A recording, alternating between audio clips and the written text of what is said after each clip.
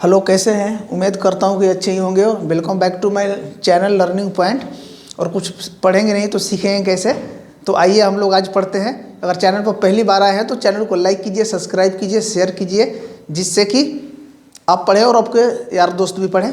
तो आज हम लोग पढ़ेंगे कंप्लीट लूसेंट की वैदिक सभ्यता के चैप्टर नंबर 1। ठीक है, तो इस वैदिक सभ्यता के बारे में जानते हैं कि वैदिक काल है क्या और इसमें कौन कौन सी घटनाएं हुई और कैसे। ठीक है, तो आइए देखिए, वैदिक काल जो है ना, आर्यों द्वारा निर्मित जो सभ्यता था वो वैदिक सभ्यता था।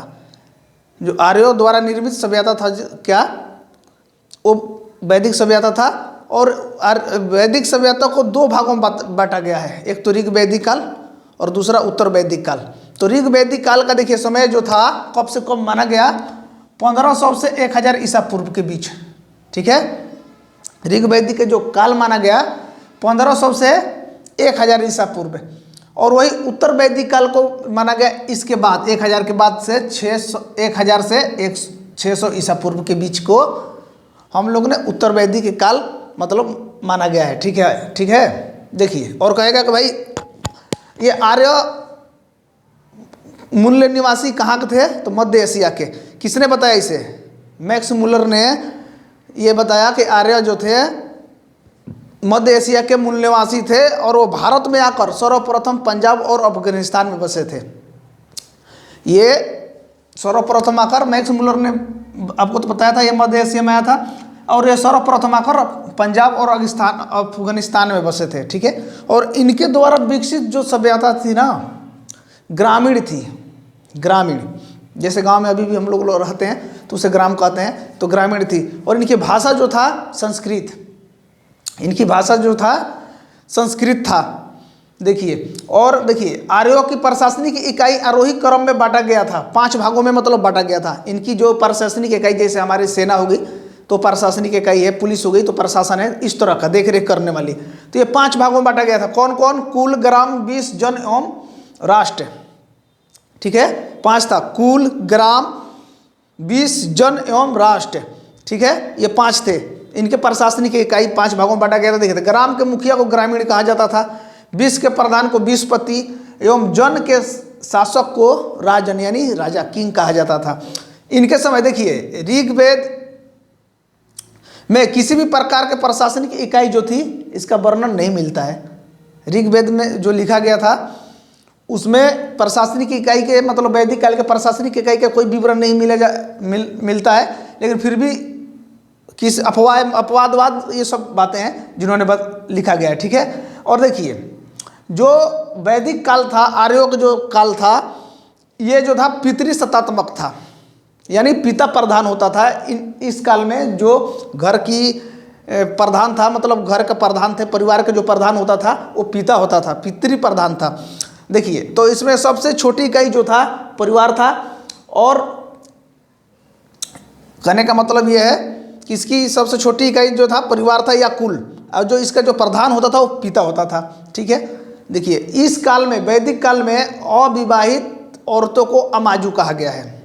अविवाहित औरतों को अमाजू कहा गया है, यानी स्त्री को। स्त्री के बारे में जानते हैं कि इस ऋग वैदिक काल में स्त्रियों का क्या मतलब स्थान था। तो जो अविवाहित रहती थी, जिनकी शादी नहीं होता था, उनको अमाजू कहा गया है।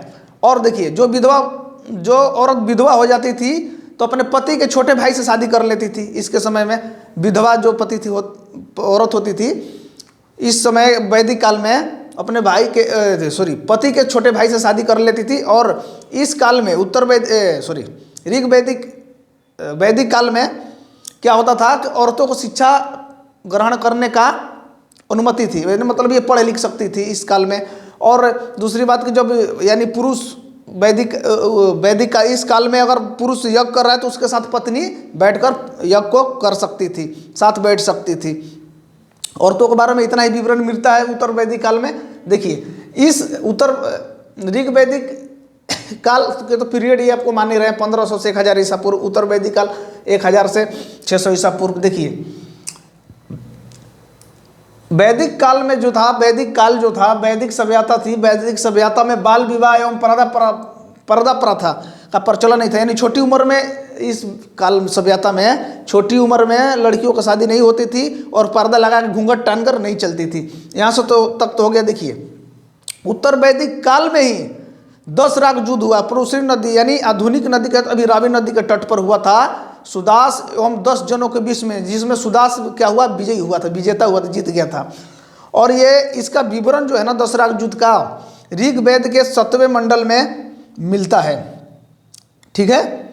और देखिए इस काल में जो था, वैदिक काल में लोग पीने के लिए यानी पेय पदार्थ का सोम रस का उपयोग करते थे। अभी हम लोग दारू शराब हमारा चलता है जैसे, तो लोग शराब पी लेते हैं, तो उस समय सोम रस कहा जाता था, उस सरवयोग कहा जाता था, समझ गए। तो वो जो था वनस्पति से बनता था, घास फूस फल वगैरह से बनता था। तो उस समय की एक कहानी है। ठीक है, आते हैं। देखिए कह रहा है कि ऋग्वैदिक काल में 4 भागों में विभक्त था। ऋग्वैदिक जो काल था 4 भागों में क्या था, विभक्त था, बांट दिया गया था। कौन कौन था भाई, ब्राह्मण, क्षत्रिय, वैश्य और शूद्र। और ब्राह्मण, क्षत्रिय, वैश्य और शूद्र को क्या था, 4 भागों में बांट गया। तो वो कर्म के आधार पर, जो मतलब वेश्यावृत्ति करती थी तो उसे वेश्या कहा गया। ब्राह्मण जो पूजा पाठ करता था उसे ब्राह्मण कहा गया। और क्षत्रिय तो लड़ते थे, मतलब राजपूत होते थे। और शूद्र जो छोटी जाति से, निचली जाति से बिलोंग करते थे। यहाँ तक तो कन्फर्म हो गया। लेकिन इनकी उत्पत्ति कैसे हो भाई, परम पुरुष, देखिए परम पुरुष के मुंह से जो हुआ था, मुखिया से ब्राह्मण की उत्पत्ति हुई थी। इसमें कहा गया ऋग्वेद काल में के अनुसार परम पुरुष के भुजाओं से जो हुआ क्षत्रिय का मतलब जन्म हुआ। अब वैश्य जो थी जंघाओं से, और पैर से क्या हुआ, शूद्र। यह विभाजन ऋग्वेद के आधार पर हुआ है। ठीक है।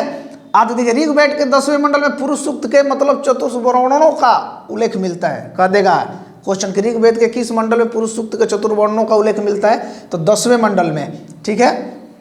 आइए देखिए, जूत के कबीले का नेतृत्व राजा करता था। वैदिक काल में जूत के कबीले का जो नेतृत्व करता था वो राजा करता था। साथ में आते साबा एवं समिति राजा को सलाह देने वाली संस्था थी। साबा एवं समिति जो थी राजा को सलाह देने वाली क्या थी, एक संस्था थी। आगे आते हैं। देखिए जूत के कबीले का नेतृत्व राजा करता था। उस समय होगा जूत के कबीले का, ठीक है, जूत के लिए गौविष्टि शब्द का प्रयोग किया गया। बहुत मोस्ट क्वेश्चन है। गौ, देखिए जूत के लिए गौविष्टि शब्द का प्रयोग किया गया था। इसका मतलब यह होता है गायों का खोज, समझ गए, गायों का खोज। आगे आते हैं। देखिए समझने के लिए यहाँ पर आर्यों का 3 प्रकार का वस्त्र पहनते थे।